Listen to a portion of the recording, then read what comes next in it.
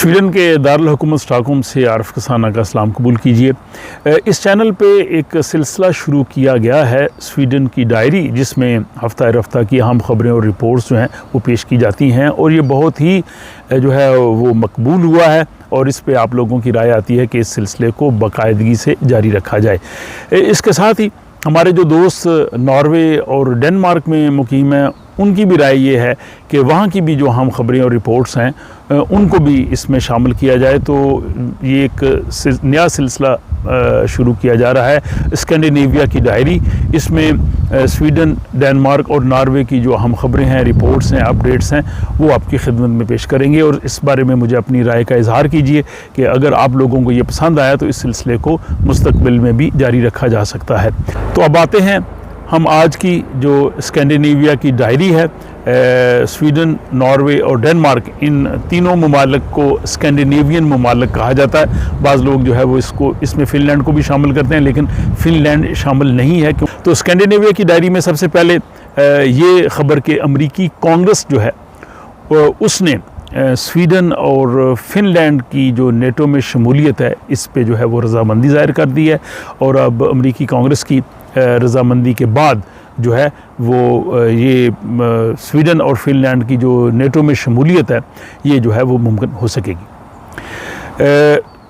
Scandinavian ममालिक में जो बिजली के निरख हैं इनमें जो बढ़ता हुआ इजाफ़ा है इससे लोग बहुत परेशान हैं और ये तीनों मुल्कों में जो है वो आइंदा आने वाले वक्त में और सर्दियों में ये गालिब इम्कान है कि बिजली के निरख जो हैं वो बहुत ज़्यादा बढ़ जाएंगे और लोगों को समझ नहीं आ रही कि इस पे क्या किया जाए। इस हवाले से एक तफसीली रिपोर्ट तो आपकी खिदमत में पेश की जाएगी, लेकिन आज की डायरी में ये बताना है कि नॉर्वे की वज़ीर-ए-आज़म उन्होंने कहा है कि जो बिजली की कीमतों में जो इजाफ़ा हो रहा है ये वक्ती नहीं है, ये आइंदा आने वाले सालों में भी जारी रहेगा, तो लोगों को इसके लिए तैयार रहना चाहिए। दूसरी जानब डेनमार्क में जो एक बिजली फ्राहम करने वाली कंपनी एसके है उसने फ़िक्स रेट पे बिजली देना बंद कर दी है। एक बड़ी दिलचस्प बात यह है कि स्वीडन और नॉर्वे के शुमाल में बिजली की पैदावार बहुत ज़्यादा है लेकिन वहाँ पे खपत कम है। अब स्वीडन में जो बिजली के जो निरख तय होते हैं इसके लिए उन्होंने 4 इलाके बनाए हुए हैं। तो सबसे कम निरख जो है वो नॉर्थ में है, स्टॉकहोम जो है वो तीसरे में आता है, वो तकरीबन दरमियान में है, लेकिन जो जनूब है स्कोने और माल्मो का इलाका वहाँ बिजली के रेट सबसे ज़्यादा हैं, वहाँ प्रोडक्शन सबसे कम है और वहाँ पे खपत सबसे ज़्यादा है। और मसला ये है कि स्वीडन के जो शुमाल में बिजली पैदा होती है उसको जनूब तक लेके आने के लिए अभी उस तरह का पूरा मरबूत निज़ाम नहीं है। अच्छा, इसमें बड़ी दिलचस्प बात यह है कि नॉर्वे के नॉर्थ में भी बहुत बिजली पैदा होती है जो उनकी ज़रूरियात के लिए इजाफी होती है। तो स्वीडन ने यह किया कि 2 साल में नॉर्वे से जो इजाफी बिजली है उनके शुमाल से ख़रीद ली और ख़रीदने के बाद उसको उन्होंने अपने सिस्टम में डाल के जनूब में अब नॉर्वे को बिजली की ज़रूरत थी तो उन्होंने जनूब में वो बिजली नॉर्वे को दोबारा फ़रोख्त की, क्योंकि नॉर्वे ख़ुद अपनी बिजली को शुमाल से जनूब नहीं ला सकता था। तो इस तरह करने से स्वीडन ने नॉर्वे से ही बिजली ख़रीद के नॉर्वे को फ़रोख्त करके जो है वो बहुत बड़ी रकम गालबन 2 जो बिलियन क्राउन है वो इससे हासिल किया और इसका तस्करा स्वीडिश अखबारात और नॉर्वे के जो मीडिया है उसमें भी काफ़ी ज़्यादा आया है। और बल्कि ये भी ख़तरा है कि जो स्वीडन का इलाका स्कोने है सर्दियों में हो सकता है वहाँ पे हो सकता है, बहुत ही कम इम्कान है कि वहाँ के शायद बिजली की लोड शेडिंग भी करना पड़े, लेकिन लोड शेडिंग का दौरानिया बहुत ही मुख्तसर होगा, कुछ मिनट जो हैं उनमें होगा। तो इस लिहाज से ये जो यहाँ पे बिजली के निरख हैं ये इस पे लोग काफ़ी परेशान हैं। तो मैं कोशिश करूँगा कि आइंदा आने वाले दिनों में एक पूरी तफसीली वीडियो इस हवाले से हो कि हमें क्या करना चाहिए और किस तरह से हम अपने जो बिजली के बिल हैं उनको कम कर सकते हैं और अगर बिल बढ़ रहे हैं तो हमें उसके लिए किस तरह से तैयार रहना चाहिए। बिजली के नर्ख तो बढ़ रहे हैं लेकिन ओवरऑल भी स्कैंडिनेवियन ममालिक में महंगाई जो है इसकी शरह में बहुत ज़्यादा इजाफा हुआ है। स्वीडन में जो अफरात ज़र है इन्फ्लेशन वो 8% तक पहुँचा है, लेकिन जो खाने पीने की चीज़ें उनमें तो 25 से 30% तक जो है वो इजाफा हुआ है। अंडे और फल, सब्जियां, गोश्त, इनकी कीमत में बहुत ज़्यादा जो है वो इजाफा हुआ है, जिससे लोग जो है वो खासे परेशान हैं। तो यहाँ पे जो माहिरीन हैं उन्होंने कहा है जी कि आप वो सब्ज़ियाँ फल ख़रीदें जो मौसमी हों, क्योंकि उनकी कीमत कम होती है, या उस वक्त ख़रीदें जब उनकी कीमतें वैसे भी कम हों। इसी तरह जो लोग ऑर्गेनिक चीज़ें ख़रीदते थे उनकी कीमतें वैसे ही ज़्यादा होती थी, तो ऑर्गेनिक चीज़ों की जो फ़रोख्त है उसमें काफ़ी जो है वो कमी पैदा हुई है। और इसके साथ ही यहाँ पे मकानों की जो कीमतें हैं उनमें बहुत कमी वाक़या हुई है, ख़ुसूसन जो बड़े घर हैं विलास, उनकी कीमतों में तो 10% तक कमी वाक़या हुई है, बल्कि एक महीने में 4% तक कीमतें जो है वो नीचे गई हैं। उसकी वजह यह है कि इंटरेस्ट रेट जो है, शरह सूद जो है वो बैंकों ने बढ़ाई है, वो बढ़ रही है, और उसके बढ़ने की वजह से, अफरात ज़र के बढ़ने की वजह से कीमतें जो है वो नीचे आना शुरू हुई हैं। लेकिन जो मकानों के किराए हैं वो काफ़ी बढ़ गए हैं। अब जब नॉर्वे में जो 2 कमरे का मकान है उसकी जो औसत किराया है वो तकरीबन 10,500 नॉर्वेजियन क्रोन के बराबर है, और सबसे ज़्यादा ओस्लो में है। ओस्लो में 2 जो कमरे का फ्लैट है उसका किराया जो है वो 13,870 नॉर्वेजियन क्रोन के बराबर हो गया है। तो इस हवाले से ये एक काफ़ी मुश्किल सूरत हाल है यहाँ भी जो लोग रह रहे हैं। हालांकि ये वेलफेयर स्टेट्स है, उनको बहुत सी हुकूमत की जानिब से चीज़ें मिलती हैं, लेकिन यहाँ पे टैक्सेस भी बहुत ज़्यादा है, तो उनकी वजह से जो है वो यहाँ पे काफ़ी ज़्यादा जो है वो लोग जो है वो कह लेंगे सोचो विचार में है कि वो अपने बजट को किस तरह से जो है वो मेनटेन करें। स्वीडन के हमसाया मुल्क डेनमार्क की जो वज़ीर आज़म हैं उनकी मकबूलियत में अब कुछ कमी हुई है। वहाँ पे जो रेड लेफ़्ट पार्टीज़ का इत्तेहाद है, सोशल डेमोक्रेट्स का, उसकी इस वक्त जो मकबूलियत है वो 47.9% है, जबकि उनके जो मुकाबल ब्लू कंजर्वेटिव दाएं बाजू की जमातों का इत्तेहाद है उनकी जो मकबूलियत है 47.8 है। तो तकरीबन ये बराबर दोनों चल रहे हैं, और अभी आइंदा जब मज़ीद वक्त सामने आएगा तो फिर ये सूरत हाल जो है वो और हमारे सामने वाज़ेह हो सकेगी।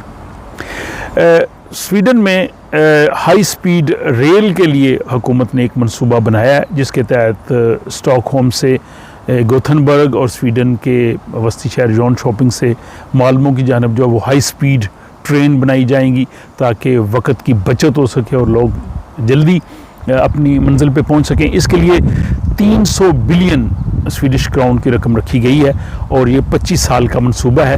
और एक ट्रेन जो है वो गोथनबर्ग से ओस्लो की जानब भी जाएगी। अब गोथनबर्ग और ओस्लो का जो फासला 256 किलोमीटर्स है, वो इस वक्त अगर आप ट्रेन पे जाएं तो वो 3 घंटे और 40 मिनट लगते हैं, लेकिन जब ये फास्ट ट्रेन बन जाएगी तो फिर ये सिर्फ 1 घंटे में आप ओस्लो से योतेबोरी गोथनबर्ग आ सकेंगे। और इसके लिए उस योतेबोरी के इलाके की जो 6 म्यूनिसिपैलिटीज़ हैं उन्होंने एक कंसोर्टियम कायम किया है, वो इसमें जो है वो फंड्स देंगे ताकि इस मंसूबे को जो है वो जल्दी पाया तकमील तक पहुंचाया जा सके। स्वीडन की कारें और ऑटोमोबाइल्स बनाने वाली बड़ी कंपनी वॉल्वो ने स्वीडन के शहर मारियस्ताद में जो है वो इलेक्ट्रिक गाड़ियों के लिए बैटरियां बनाने का एक बहुत बड़ा प्रोजेक्ट जो है वो शुरू करने का ऐलान किया है, और ये मंसूबा जो है वो तकरीबन 8 साल में मुकम्मल होगा। स्वीडन के सबसे बड़े अखबार DN दागन्स नीहेतर ने एक खुसूसी रिपोर्ट शाया की है, जिसमें ये बताया गया है कि स्वीडन में हर 7वां शख्स जो है वो यूरोप से बाहर पैदा हुआ है। यानी स्वीडन में यूरोप से बाहर पैदा होने वाले लोगों की जो तादाद है वो तकरीबन 14.1% है, और ये यूरोपीय यूनियन में सबसे बड़ी तादाद है। यूरोपीय यूनियन में दूसरे नंबर पे जो है वो लक्समबर्ग आता है, और इसके बाद जो है वो एस्टोनिया आता है। तो बाकी जो ममालिक हैं, स्पेन में तकरीबन 10.6%, जर्मनी में 10.3%, फ्रांस में 9.5%, डेनमार्क में 8%, और फ़िनलैंड में 4.8% लोग वो हैं जिनकी पैदाइश जो है वो यूरोप से बाहर हुई है। अब स्वीडन में यहाँ पे आने वाले लोगों की तादाद में ख़ासी कमी जो है वो वाक़या हुई है, और इस रिपोर्ट में ये बताया गया है कि स्वीडन में सबसे ज़्यादा जो लोग आए हैं दीगर ममालिक से वो 2016 में आए थे, लेकिन अब बतदरीज यहाँ पे कमी वाक़या हो रही है, बल्कि जो लोग यहाँ पे असाइलम के लिए आते थे उनमें भी कमी वाक़या हुई है, और जिन लोगों को यहाँ पे मुस्तकिल तौर पे रहने की इजाज़त दी जाती थी उनमें भी जो है वो ख़ासी जो है वो कमी वाक़या हुई है। स्वीडन में 1875 से लोगों ने आना शुरू किया। स्कैंडिनेवियन ममालिक में कोविड की जो सूरत हाल है उसके मुताबिक यहाँ स्वीडन और स्वीडन के दारुल हुकूमत स्टॉकहोम में कोविड के मरीज़ों की तादाद में बतदरीज इजाफ़ा हो रहा है, लेकिन नॉर्वे और डेनमार्क में जो है वो कमी वाक़या हो रही है। तो स्वीडन में ये जो माहिरीन सेहत हैं वो इस बारे में बड़े फ़िक्रमंद है, क्योंकि अस्पतालों पे जो है वो काफ़ी ज़्यादा दबाव आ रहा है, और यहाँ पे जो है वो हर आने वाले दिन में जो कोविड पॉजिटिव लोग हैं उनकी तादाद में काफ़ी ज़्यादा इजाफ़ा हो रहा है। और साथ ही स्वीडन में जो है वो वैक्सीन एक शुरू की जा रही है, जो नया इसकी किस्म है ओमिक्रॉन, उसके ख़िलाफ़ भी जो है वो ये बड़ी जो है वो कारगर है। अब स्वीडन के इंतखाबात के हवाले से बात करते हैं। 11 सितंबर इतवार के रोज़ स्वीडन में जो है वो इंतखाबात हो रहे हैं, और ये इंतखाबात स्वीडन की पार्लियामेंट, स्वीडन के जो रीजनल काउंसिल्स हैं और स्वीडन की जो मकामी काउंसिल्स हैं, सिटी काउंसिल्स हैं, उनके लिए इंतखाबात होंगे, और एक ही दिन जो है वो लोग 3 वोट जो हैं वो डाल सकेंगे। जो लोग बैरून मुल्क आबाद हैं स्वीडिश शहरी, वो उनको अभी से सहूलत दे दी गई है कि वो पोस्ट के ज़रिए अपने वोट जो हैं वो भेज सकते हैं। स्वीडन में ये रवायत है कि हर 4 साल बाद दूसरे इतवार को इंतखाबात होते हैं, और ये तसलसल जो है वो जारी है। स्वीडन की जमहूरियत को 100 साल से ज़्यादा अरसा हो गया है, और यहाँ की जो 10 मिलियन आबादी यानी 1 करोड़ के लोग जो स्वीड हैं, इनमें से 7.5 मिलियन जो है वोटर हैं, यानी हर 18 साल का शख्स जो है वो वोट दे सकता है। और स्वीडन की तमाम सियासी जमातों ने अपनी इंतखाबी मुहिम का जो है वो आगाज़ कर दिया है। स्वीडन की दूसरी बड़ी जमात मॉडरेट पार्टी के सरबराह जो है उल्फ क्रिस्टरसन, उन्होंने उम्मियों से अपनी जो है वो मुहिम का आगाज़ किया है, और स्वीडन में ये जहाँ के सियासी लीडर्स जो हैं, वज़रा हैं, वो घरों में जाके भी दस्तक दे के लोगों को जो है वो अपनी जमात का मंशूर पेश करते हैं। और जो हुक्मरान जमात सोशल डेमोक्रेट है, इसने भी बाकायदा तौर पे अपनी जो है इंतखाबी मुहिम शुरू कर दी है, और इन्हें तवक्को है कि इस साल इन्हें बेहतर वोट मिलेंगे। पिछले इंतखाबात में सोशल डेमोक्रेट को 28.3% वोट मिले थे, लेकिन इस साल उन्हें तवक्को है कि हमें कुछ ज़्यादा वोट मिलेंगे। लेकिन साथ ही उन्होंने ये कहा है कि वो मखलूत हुकूमत बनाने के लिए ग्रीन पार्टी, सेंटर पार्टी और लेफ़्ट पार्टी से बातचीत कर सकते हैं, लेकिन उन्होंने जो नस्ल परस्त जमात है SD, उसके साथ किसी किस्म का भी जो है वो बातचीत का इम्कान ज़ाहिर नहीं किया। तो ये यहाँ पे स्वीडन में इंतखाबी मुहिम के हवाले से बात थी। अब आते हैं जहाँ की जो स्कैंडिनेवियन एयरलाइन है, इनके पायलट्स ने 4 जुलाई को हड़ताल की थी।